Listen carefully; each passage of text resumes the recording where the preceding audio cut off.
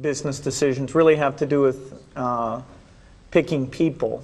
You know, deciding to go into partnership with Paul Allen is probably at the top of the list.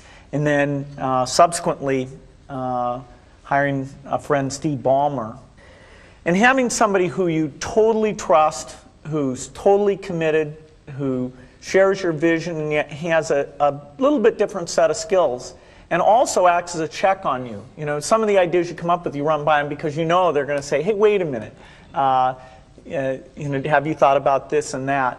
And just, you know, the benefit of sparking off of somebody who's got that kind of brilliance, it's not only made it fun, but it's really led to a lot of success. So picking a partner is crucial. I'm in meetings a lot. My calendar gets very full with those, and then at night on email a great deal. I get messages during the day. That's my chance to give long responses. And then over the weekend, I send a lot of mail as well.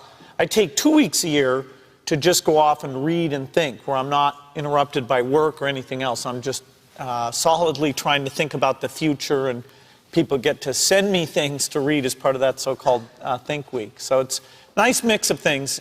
About 25% of the time that I'm out traveling around, meeting with customers, Europe, Asia, and that sort of helps me think, okay, do we have the right priorities? What are people responding well to, and what would they like to see us do better?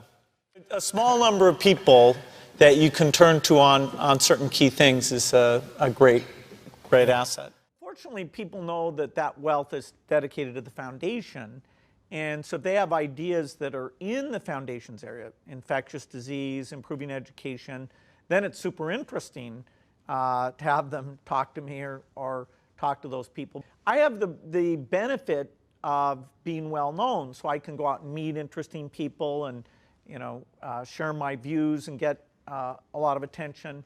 I'd say net that's a benefit. When I'm out with the kids, then it can be, you know, a tiny bit of a drawback that you may not get as much privacy as you'd like. Mostly I love software.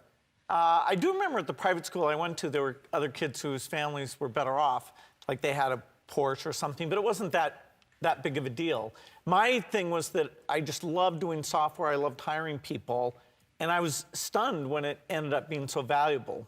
Because I always had to be careful that we wouldn't hire too many people. I was always worried because people who worked for me were older than me and they had kids, and I always thought, well, what if we don't get paid?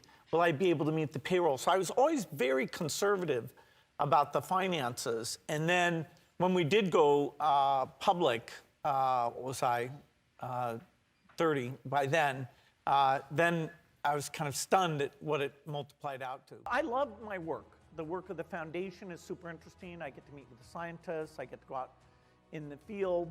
I do think your habits are sort of set in your 20s and 30s. And by my standards of the 20s, you know, I didn't believe in weekends back then, not to mention vacations. So I'm, you know, fairly lazy compared to myself in my 20s, where I was a true fanatic. You know, all I believed in was working on software. I'm very lucky that my foundation work, the part-time work I do for Microsoft, I see that extending, you know, for decades into the future. And having an understanding of innovation, you know, I think shaping innovation in many of these areas, there is a unique role that I can help play. Well, look, Elon has tons of money and he's very sophisticated. So, you know, I don't worry that you know, his Bitcoin will sort of randomly go up or down.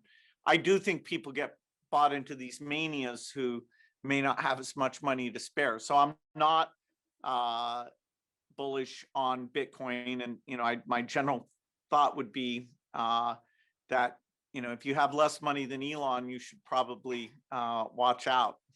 Look, there are things we invest in society that produce output.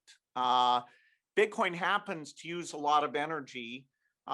It happens to promote anonymous transactions. They're not reversible transactions. The Gates Foundation does a lot in terms of digital currency, but those are things where you can see who's making the transaction. So digital money is a good thing. you know, there's a different approach that's local currency and attributed, and you know, deals with all the money laundering and terrorism type regulations, and yet gives you the very the convenience and the low cost of transaction.